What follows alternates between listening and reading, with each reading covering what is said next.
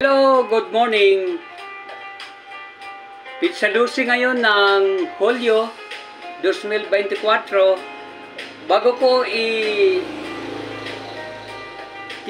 ang aking topic, ay nananawagan po ako sa gumalaw ng aking website. Hindi po yan para sa inyo. Babalik yan sa inyo pag hindi nyo in-unblock. Bakit? May batas tayo ng kalikasan na law of cause and effect. May batas tayo.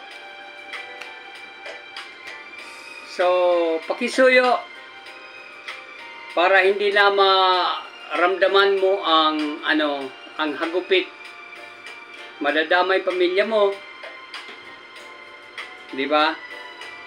Okay, ipatuloy kong i-advertise ang TPC Scrap Enterprises. Bumibili kami ng mga bakal at saka papel. If you have volumes na 300 boxes ng papel pataas, pwede kami maghakot. Libre na ng 7 serbisyo. Kasama na po ang milling. We are billing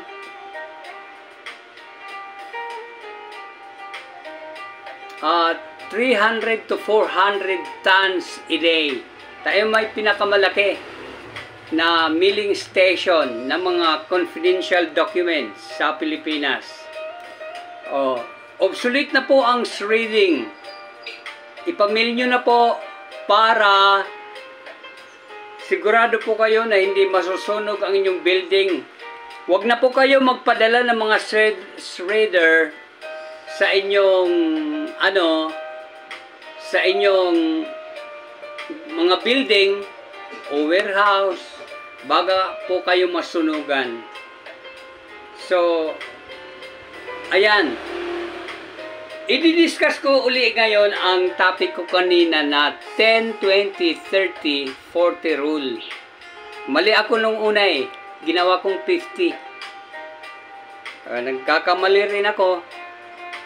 Pero salamat sa Diyos na pinaalalahanan ako. Okay. Ang 10, 20, 30, 40 rule ay revised na po yan sa mula sa 20, 30, 50. Kasi mga anak tayo ng Diyos, kapag mayroon tayong palo sa buhay, pinaalalahanan po tayo. Hindi dapat tayo waldas. Hindi natin dapat galawin ang Pedro. Ang kay Pedro ay kay Pedro, ang kay Pablo ay kay Pablo. Di ba? Kasi pag ginalaw po natin ang mga budget na nakatalatag sa journal mo, papaluin ka. Di ba? Mapapalo tayo. Ano na ba ang 10%? Ang 10% po ay tithe offering. Habang hindi pa nagpapasalamat sa katapusan ng taon, offering po yan. Handog, tanging handugan, lingap, at iba pang mga gugulin. Yan. Pero pag katapusan na ng taon, you have to determine the properties that you bought, yung mga binili nyong properties at saka yung cash in bank mo. If it is worth 100,000, may 10,000 ka na pasalamat. If it is 1 million, huwag kang manghinayang sa 100,000 na pasalamat. Sa'yo naman ang 900,000, pambili para sa'yo. Kasi yung iba nanghihinayang, kaya laging naghihirap. Kapag tayong sumunod sa budgeting rule na ito, Diyos ang ating kasama at tuloy-tuloy ang kanyang mga grasya. I-advertise ko uli ang Iglesia ni Cristo Ang tao ngayon sobra ang hirap. Nararamdaman ng mundo. Tayo mga iglesia ni Kristo, hindi pa po tayo exempted dyan dahil nandito pa tayo sa mundo. Wala pa tayo sa bayang banal. Pasok na po kayo sa iglesia ni Kristo. Bagamat may mga problema pa tayo, may Diyos tayo na kasama at ang kanyang anak na si Jesucristo na gagabay sa atin, magbibigay sa atin ng kutob o ng paalala kung tayo'y nagkakamali.